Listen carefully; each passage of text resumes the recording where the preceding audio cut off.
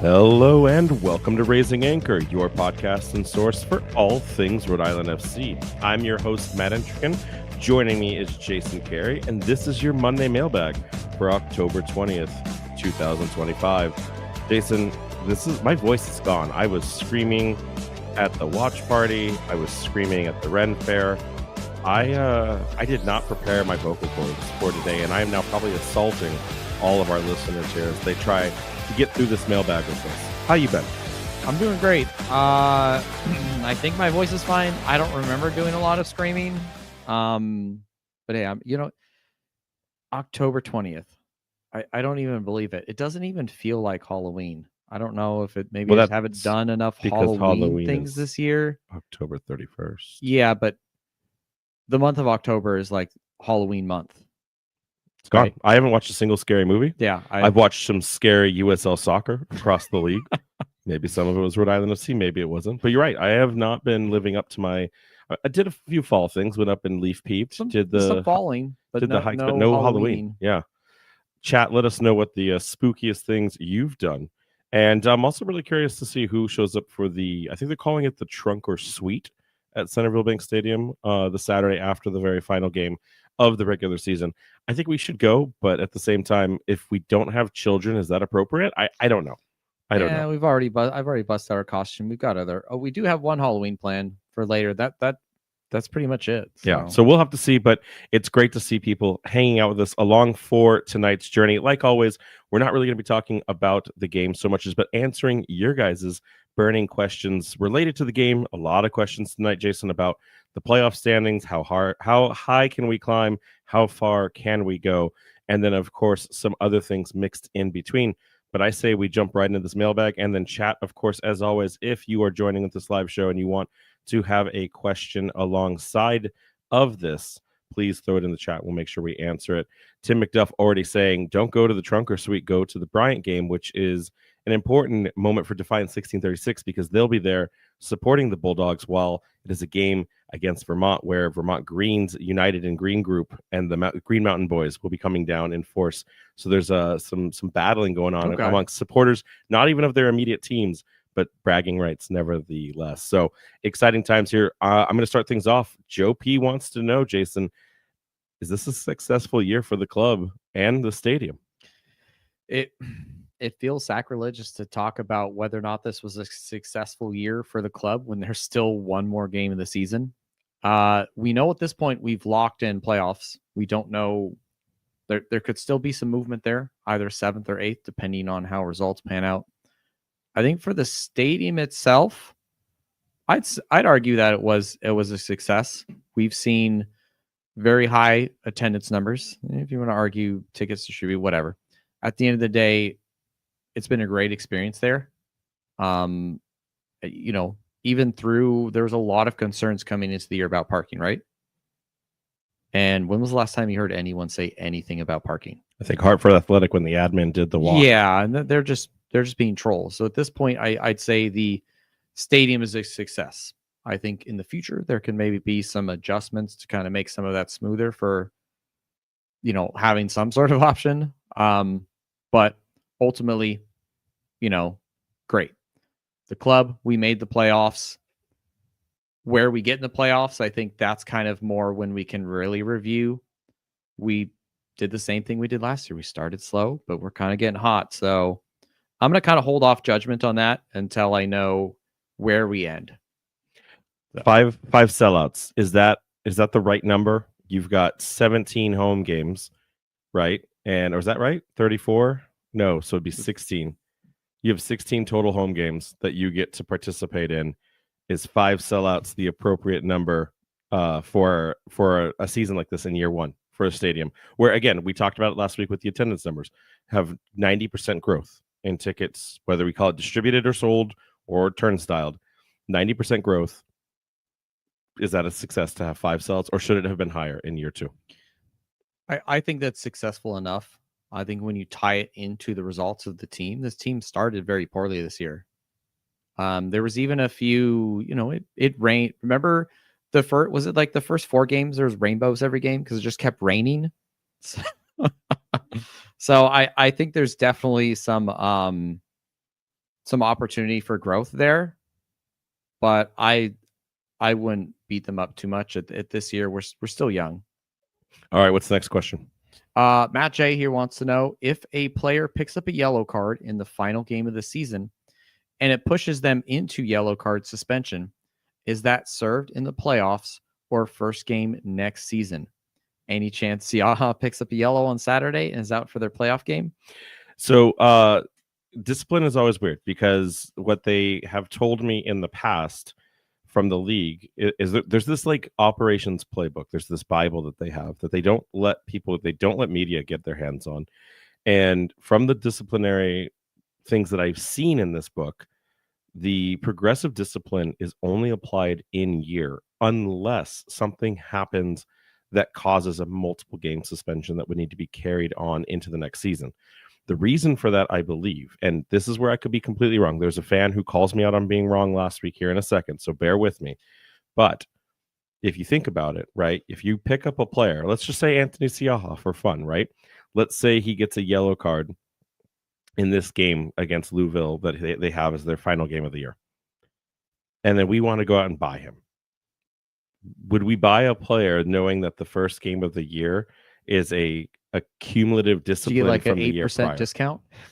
I don't think so. So I do know that when a disco suspension is handed out that is separate from on-field performance, those do carry over. So if you have a 3-game ban, whether that's in Jägermeister Cup, that's in regular USL play, those do carry over. But as far as a cumulative go, I believe that the slate wipes itself. And if you end up at the end of the season on a suspension, it does not go into the playoffs. That all resets, and it does not go into next season performance. Again, if it's a red card or if it's something in addition to, then yes. But in terms of cumulative suspension, that all washes out by the end of the season. Now, if we find something out that contradicts that, I will be the first to admit I'm wrong. But as we learned from last year, because the problem is where do you stop it then, right? Because if you're at a cumulative, then like why didn't the player who was at 5 not have one more going into the next season? Now, a double yellow, if that's what you're talking about, where they get 2 and it converts into a red card send off, that's a different story. That could operate in the same triggers as it. But as far as progressive discipline goes, the way I've been told, that does not carry season to season. So I hope that helps. But yes, Matthew Jean, the correct answer is Anthony Siaha will absolutely get a yellow. Unfortunately, will have no bearings on their playoff standings. And we were talking just a minute ago in the Discord before we started the show about how he's building a reputation around the league after Tampa Bay scored some worldlies against him and just left him like that cartoon where your jaws just dropped open. Players went over to grab they ran at the goal to go get the ball. And I think Siaha has built such a reputation. If you watch, you see the officials all start to run towards the net thinking that there's going to be a confrontation because he has been a part of so many this year. I think the league has put him on notice, at least amongst the refereeing pool, that if Siaha is involved in any altercation, immediately get in there and don't let it progress because he's been nothing but a problem starter in this league this year. And I don't care what his interviews say. He may say he wants to be a better version of himself, but his actions have not backed up his words. And a lot of teams, a lot of fans of a lot of clubs, are getting fed up with Hartford. So they've quickly like gelled themselves into the wrestling heel of the league. And I used to think that was Detroit, but Hartford's really trying to make a run for that. Connecticut Capital Wrestling, right? With their headquarters there. So they just are the heels. We should. I guess they're gonna have to relocate the team to Stanford, though, right? Isn't that where they're at, Stanford? So, anyways, all right. Next question here. This is an interesting one, Taras. I'm not sure if he's glass half full, glass half empty. What's up with JJ Williams, and how good are we? So with JJ Williams, I am not 100% sure in regards to what his status is. I saw many videos of him afterwards celebrating with the team in a manner that didn't look as someone was severely injured. I don't know if he just had a slight discomfort or a knock or something like that, and they're just taking every precaution possible. So the broadcast said at the very beginning because remember, the broadcast team gets about 45 minutes prior to the match to talk with players and coaching staff. They saw the scratch and asked what's going on. The team has told media that right now JJ has a tweak. Now, like you said, we saw him in the video celebrating. He looked very mobile, very agile. So this could be precautionary so that we have him for a hopeful long playoff run. But you're right. It didn't look like there was a lot of damage. However, it's the worst thing in the world to see him not available, T minus 60 minutes before the second to last home game of the season. And so tying into the second part of this question, how good are we? Well, without him, we're a very stubborn defensive team. But I'd argue that maybe we're not as effective in the attack without him. This last game, we're not going to get into it too much, but I think you kind of saw that the attack was forced to have a lot of long range shots. We didn't get enough box penetration, I'd say, there at times. And there wasn't that bruiser up front to really, it feels like JJ drags us forward at times. And it just didn't feel like we had that. I couldn't figure out as I rewatched the game, I couldn't understand because you're right, Noah was trying to shoot from distance a lot of the time. It felt like there was a part of him that his confidence had been so restored that, he was giving himself the chances to take the team on his back and shoot from distance. Chico's obviously a different player profile than JJ Williams, but I watched Chico on several of the sequences. He was making dangerous runs. It was just like Noah didn't want to make the attempt to give him the ball or make the pass. I don't know. I'm not trying to read anything between the lines, but it wasn't like Chico was static. Now, Chico had a really good header that he just did not put enough gusto on and could have easily gotten us the go-ahead goal. So, Chico had much like we've seen Chico all season, he gets the opportunities, but sometimes it's just either he's got the worst luck in the world or it's just wrong place, wrong time. But I was surprised at the fact that Noah, like you've seen the link up, the combos between JJ and Noah lately, but it doesn't seem like it's quite there on the same footprint with Chico. Again, I'm not implying anything behind it, but like you can go back and watch it. And I think maybe two of Noah's long range shots, Chico's making a run where if you time the pass right, like that should be a goal every single time and nothing manifests from it. So interesting to see. Yeah. Moving on to the next one here. Jake F says, if a team isn't going to register a player on the 18, why take him on an away trip? So now Jake's in the chat, and this is actually a question from the Vegas game. So I went back and scraped a couple of questions from, a couple weeks ago, because we haven't had a mailbag with all the player interviews that we've been doing. And so I thought it was still relevant because one, we never answered it. And then two, it kind of applies this week because you don't see JJ on the 18, but you see him in the locker room. So like, why did he go? And so I think one of the things that helps just inform the soccer sickos out there is teams don't necessarily travel as light as just the 18-man configuration for the game. They will often bring the entire roster, or at least I would say up until supplemental spots. And that's because of a couple things. You don't know if you're going to get an injury leading up to the practice session, up to the game day. You don't know if there's going to be a player that gets sick or has a problem or has an emergency and needs to go home.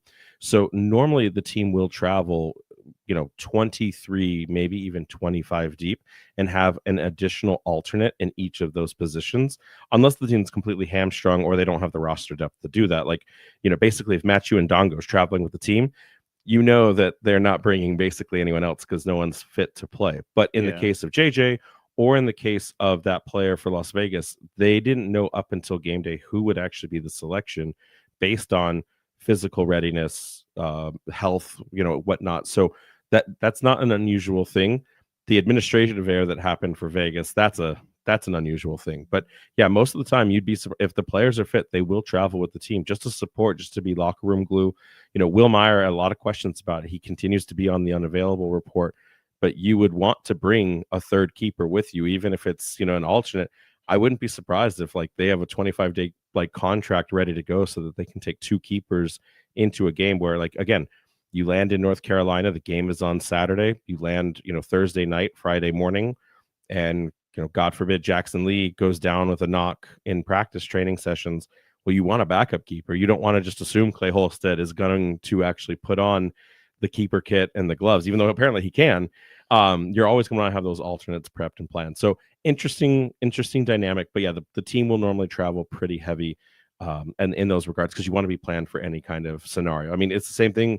We didn't really talk about it last year at the championship because I think everyone thought that since it was the final, everyone was going, but the reality was that's normally how they would travel, and Nate Silvera ended up dressing for the championship final. So it's just one of those things. Lisa V writes in, can you just tell me what plane tickets to buy? So Jason, we're going to talk at length about the brackets because there's another question here towards the end, but let's just have fun with this. Lisa wants to know, what tickets should she buy? Should we just send her to a place that isn't even in the round? Like, should we send her to Orange County for She'd probably love California for the first one. It's a good question. Um, I feel like it's dependent upon, do we have JJ against New Mexico? I think mean, if we do, I think we could get a draw and we could maybe stay in 7th spot. If not, I could almost see us losing because New Mexico is good. And at that point, then depending upon if Detroit really wants to fight to get to that 7th spot, then all of a sudden we're heading off to Lou. I mean, listen, Detroit has a mountain to climb, right? It is not easy for them to jump into that difference. They would need the win outright for no matter what. They need to win their final game. Well, and so they have Tampa. They do have Tampa, And then which Indy we had has written an off. Orange County, though, who needs points to make the playoffs. I'm just no, the way I'm going with it is we wrote Tampa off after the 5-0 beatdown, but then they went and did something we have not yet done this year in putting the boots to Hartford. So, and technically they've got Hartford's number because that was 2 regular games in a season. So whatever sauce Tampa has, we may need it into this playoff. Do you know bracket. if we get a draw, do we have the tiebreakers above Detroit? Because they could. They have more goal differential because we lost 2-0 after the 6-minute Frank Dodarce red card at the beginning of the season. So because we didn't beat, we'll go full in depth, but it feels like we kind of have to win to keep 7th then, or expect other people to not win. We need a win, and we're in for 7th. Yeah, we want a win, so we're just going to manifest that. But right now, a draw will make it interesting, and a lot of different things have to come true. A lot of different scenarios. But right, because we have 1 win against them at 1-0, but they have the 2-0 win against us. So we'll talk about that at length. But where does Lisa need to buy her tickets? Chuck already knows. Chuck's actually got another comment already about New Mexico, but he's already bought his tickets, and I don't think he bought refundable tickets like some other fans. I think he's locked in. So where's Lisa going? I think it's Charleston. I think that's where we're gonna head. I hope it's Charleston because they're a team that we can demonstrate. Still scary team, but they're like a beatable scary team, right? And selfishly, it's a direct flight from here to Charleston on Breeze. Much better than it's a two hop to get to Louisville. We know this from going to the metal show recently. Not a fun experience to have to try to fly, get back and forth on a weekend. So like go past it, go to Chicago, and then come back down. Yeah. So I want Charleston. I agree with Chuck and Lisa. That's where you buy the ticket, and go buy them now because you know that this game will be on a Sunday. I think they announced it finally, but some fans in the Discord were breaking down how Charleston has a men's soccer college game that Saturday at Battery Park. So they need to, or Patriots Point. So they need to be able to have that field turned around for Sunday. So it's going to be a Sunday game, which that makes it a little bit more difficult if you're just trying to do an away trip and get back in and get back out for work the next day. But yeah, if you're going to be buying tickets, Lisa, it is going to be Charleston. What's the next question? Tim M here says, why haven't we had a women's team announcement yet? I think because everybody knows, Tim, that Brett is bringing a women's team in the Super League online. I think there's been, from what I've heard, and if I've said this before, well, you're just going to hear it again.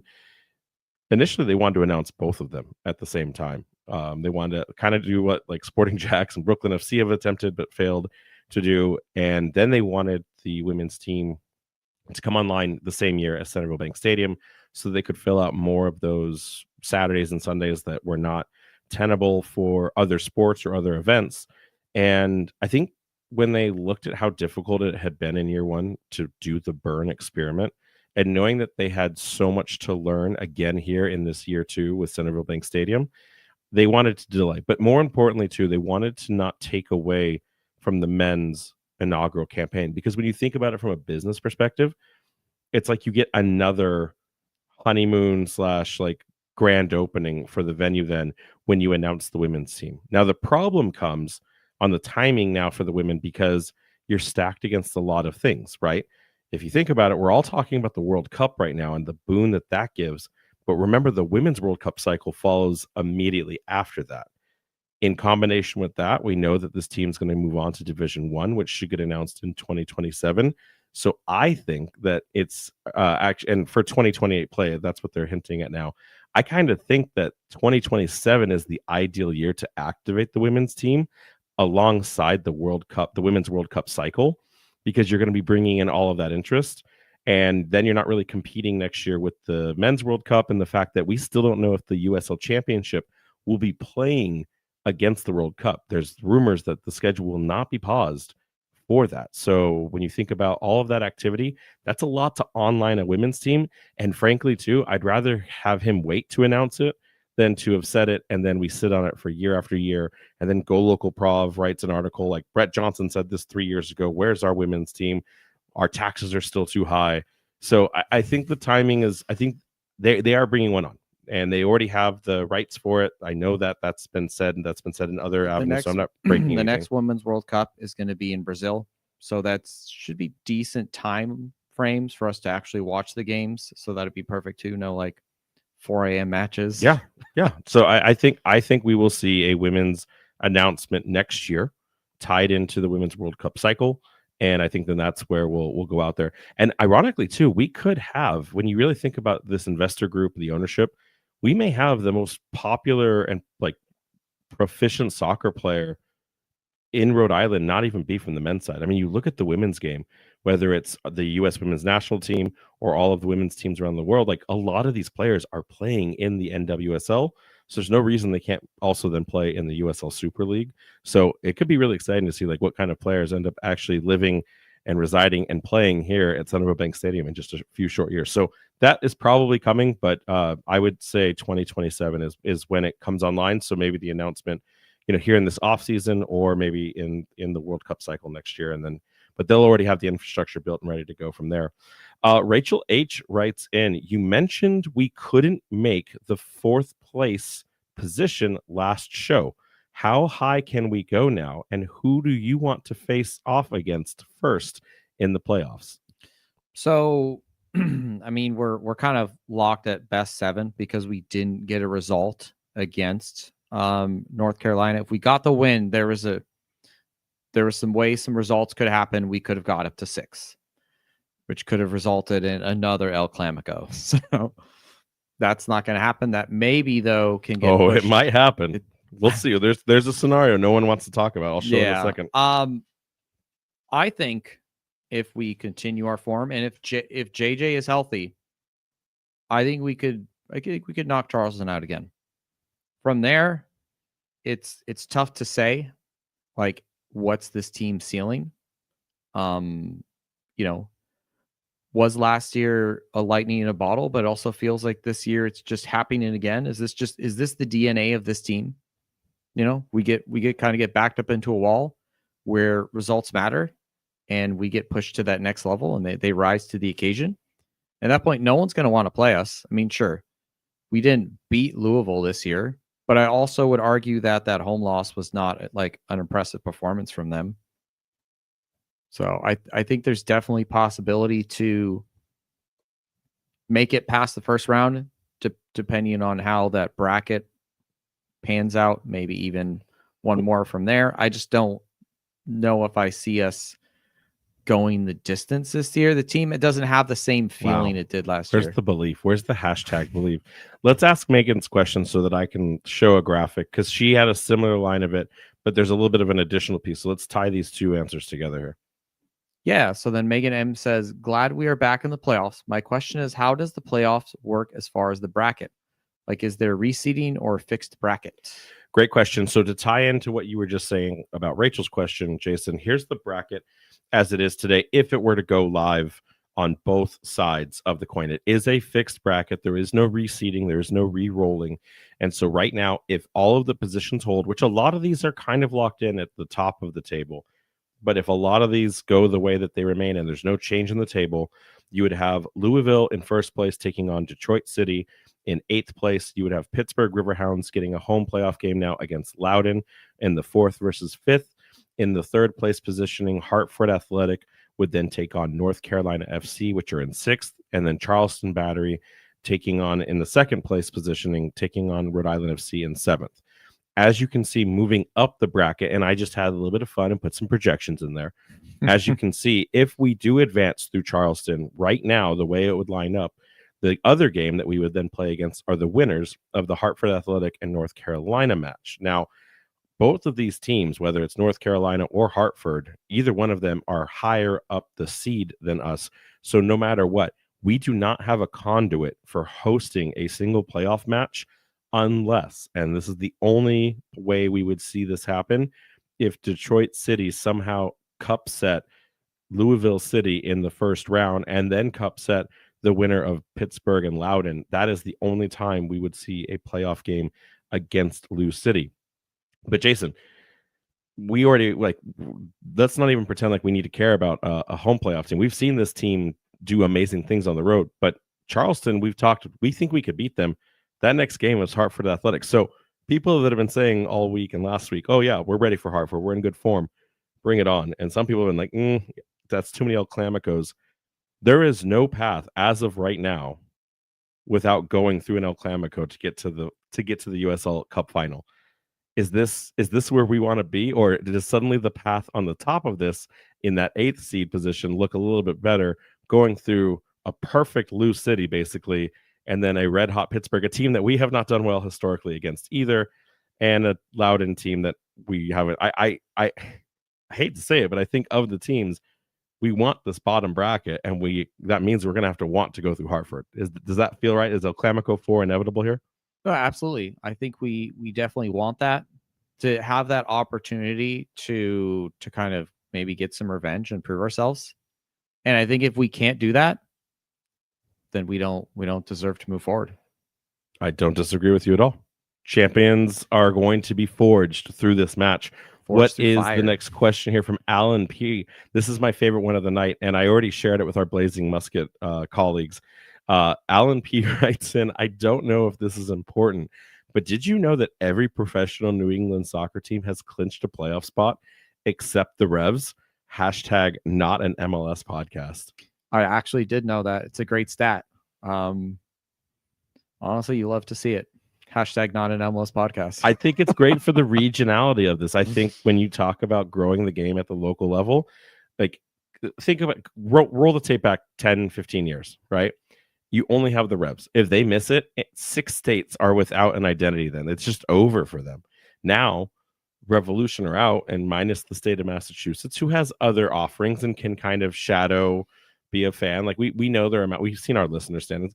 We know you Massachusetts people that are out there listening to the show. We have your locations. We know how many people live in Boston that are listening to this show on a regular basis.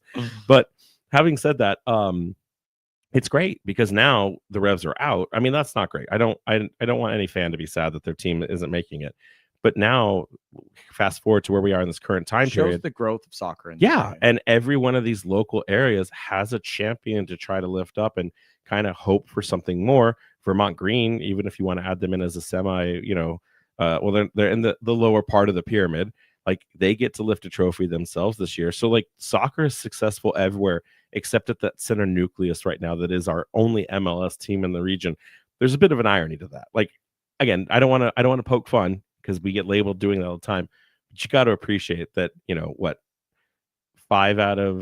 4 out of 6 states, like because New Hampshire doesn't really qualify as a team either. Like you got to appreciate that every other professional team has clinched a playoff berth. That's fun stuff. So it's good for the growth of the game. It is fun. And I think that, like you said, we don't want to poke too much fun out of it. A lot of the soccer fans in this area at one point were Revs fans. But I think now it's great to see that all these local communities are getting their own soccer team as opposed to just having, the Foxborough team. I'm still waiting for the Bermuda Kings Cup to happen where all of these teams go to Bermuda in the preseason and play a tournament scrimmage. I think that would be awesome. I really think that would be a really cool thing to start bringing on, or take it to Florida. I don't care, but like Bermuda seems cooler, and then we could all travel and visit. But anyways, what's the next question here? Yeah, so Andrew C. here wants to know what clubs are confirmed and playing next year in USL Championship and USL 1. Lots of clubs confirmed, but lost track of who's playing officially next year. Yeah, so Andrew, I'm not going to comment on the USL 1 because I don't have enough knowledge of it. I could read off what I've seen from others, but I just don't have it. So I'm just going to do the championship tonight. We can and then also maybe circle back to this we can get as to USL 1 as the next week. season winds down, kind of thing. Exactly. Because like there's teams that may move, right? So, anyways, on the map for USL Championship, as of right now, and as we've been following these clubs, Jason, in just the 2 years that we've been really putting work into this, we've seen teams leave the league more often than join it. So I can say right now that there are currently only 2 teams that are slotted to join the USL Championship in 2026, and that is Brooklyn FC and Sporting Jacks. However, if you've been listening to the show, you know that I do not believe that these things are happening. I'm starting to see a lot of Brooklyn fans are not believing it either. And then someone is saying that there's a recording of the Sporting Jacks director announcing that they are moving or delaying the men's game to 2026, but it hasn't been made official and no one can find the recording, but it's being circulated as a he said, she said kind of thing. So having said that, I don't believe that there is any new team coming into the championship in 2026. Union Omaha was another team that had announced they were trying to make it in before they like hard locked the promotion relegation divisions. Their stadium got denied earlier this year, so they're not going to be able to do their expansion. So right now, I mean, believe even what was that one team, Game of Thrones FC? So they got delayed. They've had some stadium issues too. So for 2026, I don't think there's going to be any team. Then that moves, and the question becomes for 2027, the year before we start Pro Rel in 2028. You'll then have Brooklyn FC, Sporting Jacks, Atletico Dallas, Ozark United, Santa Barbara Sky, the reinvigorated OKC Energy Project, and whatever their fan name is that they are going to online, and then USL Reno, as they just announced. But they have a stadium, like they're doing it the right way. They have a stadium deal announced. They have the land, so that's exciting. That would still put, what is that, 2, 4, 6, 7 teams into the championship. Assuming we lose none, it will be an interesting final year in the championship. Very bloated league. Very much so. Very much so. Now, I don't know if I still don't know if Brooklyn and Sporting Jacks will ever even bring a team online. There is a rumor going around. This is my favorite time to spread rumors that the Cosmos will buy Brooklyn FC's championship rights and restore themselves to a higher tier league immediately, and that the new Riverside USL 1 expansion project will buy Santa Barbara's expansion because they are falling apart at the seams, and that's how that'll go. So lots of things to unpack there, but as of right now, the likelihood of seeing a team in 2026 is probably 0%. And if I get this wrong, I'm happy. Again, I have a bet with an executive that swore to me that Brooklyn is coming online, and it is October 20th. The schedules come out before December 13th, and they're already working on them. So they shouldn't, USL learned this last year. Brooklyn burned them, and they had to redo the entire schedule because they pulled out at the last possible second. I bet you that USL leadership is like, you're not doing this to us again. They probably already know. So I wrote this today on Reddit. If Brooklyn and Sporting Jacks are not in, announce it now. Because if you don't announce it now, what you are telling the world is post USL Cup final, when there's no real soccer news to digest, that's when you're going to announce it. Hit them now, blend it into the final games of the season, decision days, blend it into the playoff race, hide it in there, and then we just move on with life when the new schedule comes out. But if these become major talking points between USL Cup final and 2026 schedule announcement, it's just going to put a black eye on the league. You think it's better while there's still soccer going on to have those announcements? Yeah. Because we just push them away and say, cool, I'm still watching soccer, as opposed to off season when we have nothing better to do. We hyper fixate on them and then focus on them, and they become the talking points. Santa Barbara Sky, people already forgot about it, so we brought it back up. Nobody cares. That's fine. Whatever. Only Santa Barbara cares, the people that were building their love and support for a club that doesn't yet exist.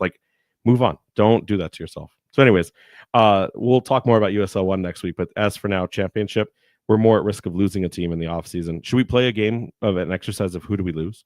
Does Miami FC finally disappear because the eccentric billionaire? No, they're not. They announced the Homestead Stadium. Yeah, I would, if anything, see them move down to USL 1 at some point, maybe, if they can't really get their attendance better. But hopefully Homestead will fix that for them.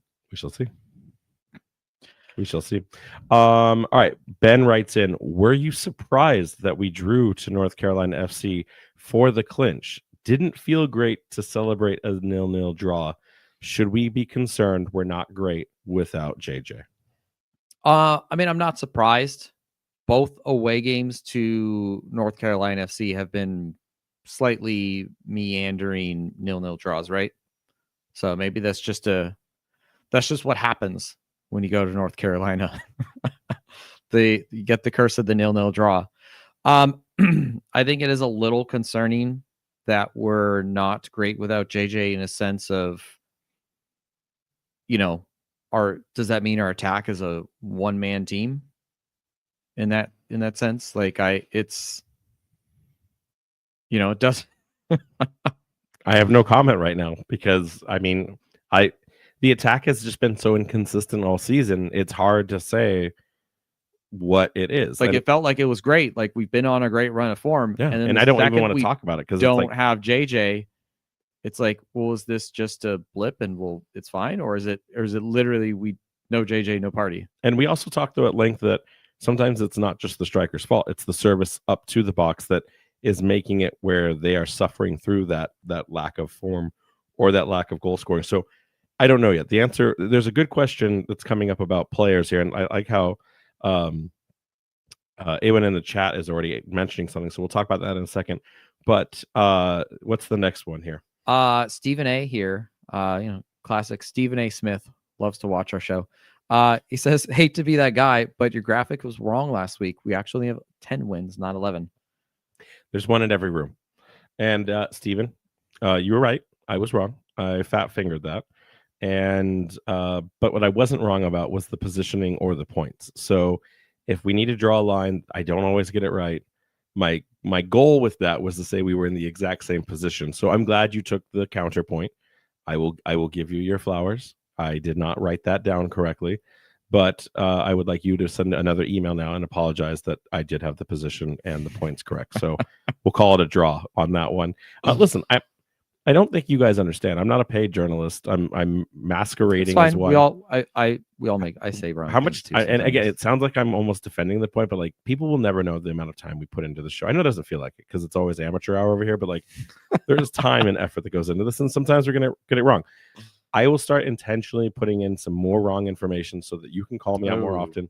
We'll drive that engagement, and it'll be fantastic. Actually, that's what we need. Just drive more engagement. Just say wrong things. People mispronounce. If there's an actual social media tactic where you mispronounce a very common word, so that people in the chat go and just comment like you're dumb because you don't know how to say the word orange. I don't know. But anyway, Stephen, let's have a conversation, and we'll go from there. But I hope you can appreciate that this team, though, is still as good, almost on the precipice of now matching their 2024 record across all competitions. So it's not like, technically with the win, we're drawing a little bit further away. I think there's a 2-point separation now from that 2024 season. But with one more win, we could be right there in it. And I'll throw this back to you, Stephen. Would you argue that this team on the record alone is not as good? It may not feel as fun. It may have been a long and painful journey to get here, but you cannot deny the results. You cannot deny a consecutive second playoff berth in a row. No USL club in the history of New England has ever done that. Yeah. And that's where I'm kind of at with this. If we can go out, even if we don't necessarily get the result, but have a better performance against New Mexico, then I'm all in. I don't want to say it was a terrible game, but that was not a very entertaining match to kind of clinch your playoff berth on. Yeah, I saw some of the commentary online afterwards. It was like, oh, they're in there like celebrating. They weren't celebrating the result. They were celebrating the effort of the season. Remember, go back and listen. Max, he said this is a 10-month campaign. This is not one game. We don't always just talk about one. Like they play it one game at a time, but they understand the importance and the significance of the buildup or the lack thereof. And this was them. The dam was breaking and letting them celebrate the fact that despite all of their setbacks, they were able to earn something that, again, no USL team in New England has ever done. I don't know if the Revs have made playoffs in their first 2 seasons. I'm not going to try to compare to that. But like this is a historic moment for the franchise. This is setting a new bar on at least this area when it comes to soccer expectations.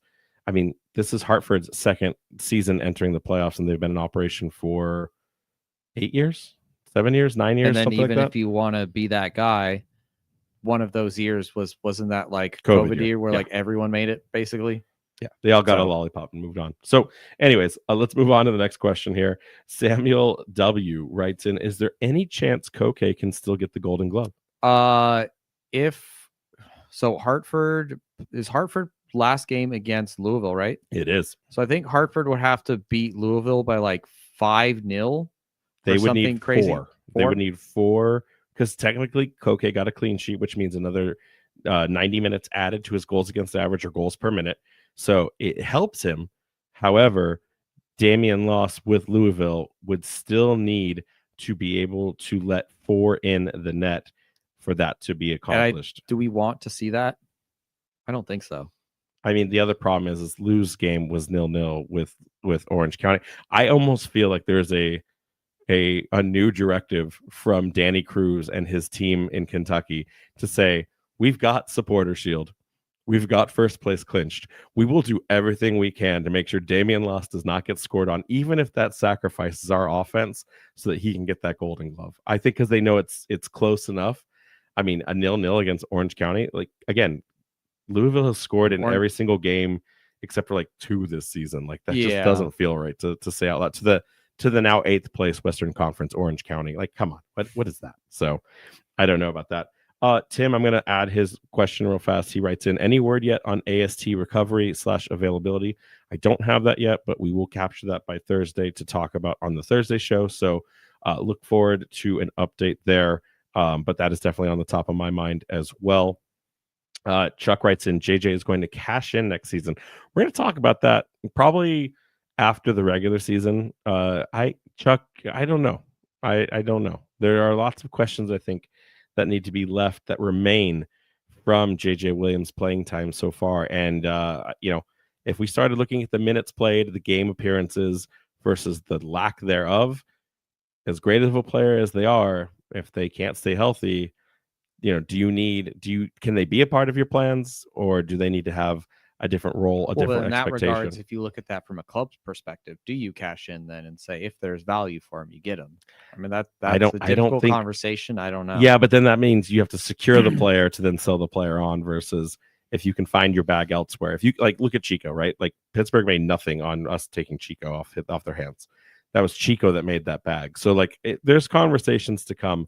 I will be curious what JJ's fate is when we break down the players and their legacy, or potential missing legacy as they stay and remain with the club or potentially move on here. What's our next question? Good old Kevin S wants to know: player transactions will start very shortly after eliminated teams regular season ends.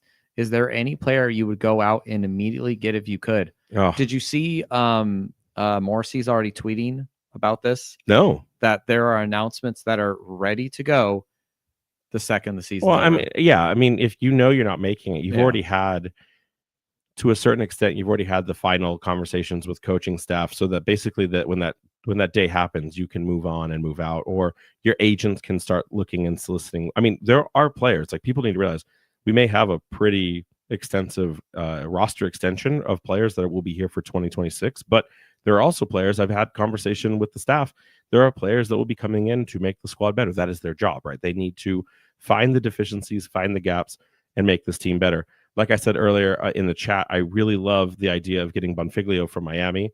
I mean, I don't remember, 12, I think he's at 12 goals. I think 13 maybe. He's one of the contenders in the sense of like top rankings for Golden Boot. He won't get it, but like, and he's doing that with Miami. Like, imagine what he could do. I love the idea of a solid third striker option. But then again, Matthew Ndongo, is he someone we need for the foreseeable? Like, is he going to build into that? Hard to say. Me personally, Jason, I look at it, the question as from the eliminated teams, right? Because the teams that are still in contention, who knows how their player contracts will work as they see what their value is in the postseason. I'd love to get Jack Gurr from Sacramento like that. I would want Jack Gurr on this team so badly. But if I had to choose between the players that are available that will not be making it to the playoffs, was it Gennaro Negri or Gennaro Negro from Las Vegas Lights? He's a left back. The left back, yeah, that guy's I would good. want him, but like we also were doing pretty well with Jose and Aldir. Like one of them would have to leave. And then I would say I would want Nick Moon from Tampa Bay. Nick Moon has been injured a majority of the season. He's just not been able to get enough minutes. I would want to see if we could make him into a solve. I think we need to solve for the right wing back. We need an option there.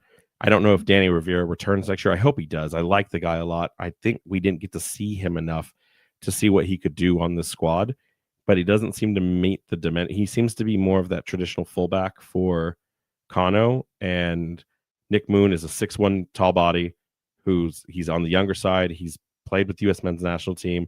I wouldn't mind us going out and trying to make a Nick Moon steal in the offseason to reinforce that right wing back side. But that's me. Do you have a player that comes to mind that you would, again, from the teams eliminated, not teams that are active? And off the top of my head, no. I'd have to kind of go through some of their rosters. I know I'd probably immediately see a few names that'd be like, okay, but I think you are right. Or some sort of right back, right wing back is maybe something we want to would kind of want to pick up. So yeah. I would say Jake F says, I fear we're going to drop Vang. Kevin Vang doesn't make enough money to ever be removed. He will stop playing when he wants to stop playing, and that's all there is to it. Like, he will be with this team as a legacy guy for a very long time to come, again, before he goes off and runs Bayside as a whole. Juan David Torres, yeah, if you can figure out how to, like, that guy is going to make the jump to MLS. I don't know how Juan David Torres doesn't, not at this point. He's been so phenomenal. And then I do appreciate Steven Turnbull being, we absolutely should get Steven Turnbull back. I don't know why we didn't think about that. Like, why don't we just go out and get him? It's the right answer. I don't know if he's really playing that much. He makes his contribution. All right, Zach L writes in, which postseason slogan have you liked more so far? Hashtag never say die or hashtag believe. Did you watch both videos? Yes. Which one gave you the emotional, like, we're gonna do this? It's like that. You always remember your first, the never say die. It was just it was the first year. It was magical. Believe. I'm like, I'm willing to believe. I just, they need to like show me on the pitch. It reminds me of like Ted Lasso believe, and it also reminds me of like US men's national team circa 2014. I believe that we will win. So like, listen, no notes though. I think that the marketing team, they're both great, did both of these very well, and I can't wait to see what merch or shirts drop for the Believe campaign, the Believe slogan. But I am very much a never say die. I will say though, I have a particular, I think part of that ties into like us being the Draw Kings last year, because we felt that we are still very good defensively, but last year we were so stubborn. We would hold on for forever. And if we're not going to score on you, you're not going to score on us either. Hey, listen, I don't disagree. I will say though, I really enjoy that the entire hype video is a stitching of like 90% of the questions I have asked the team, especially the opening leading one where it's like, I don't care what your storylines are. I don't care what people have to say. I don't care. I only care about what I care about. I'm like, oh, man, like every single one of them. Grant Stoneman's like, yeah, people like wrote us out. Like, they were all the questions I asked. I went back and confirmed. So like, I don't know if I'm on. They're doing it on purpose. Listen, the team, as far as I understand, the players, they all like me. I don't do this to be liked, but I believe they all like me.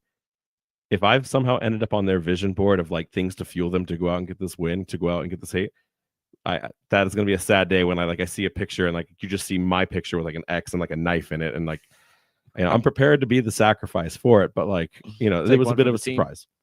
Take one for the team. You got to take one for the team. What's the next question here? Mike L says, is your tattoo bet back in play when we win the USL final? And are you traveling to any games? I absolutely will get. What an OG comment, by the way. When I saw that in the email, like, people say first time, long time, like that's an OG. So someone throwing it back. So for those of you that are uninitiated from last year, Jason and I made a bet during the playoffs that if we won the USL Cup final, we would get Rhode Island tattoos within 3 days of that game. I say bets back on. Yeah, absolutely. Bets back on. That bet, honestly, it's never off the table. Yeah, I just want to. I don't have a tattoo. You now do. You've been inked, but I I want them to win this so that I can get over this, hurdle of not having a tattoo yet. So if the do bet me a favor, wasn't JJ. put out there in the ether and people to hold me accountable for it, I would just do it anyway. But at this point, I think I just kind of have to hold on until.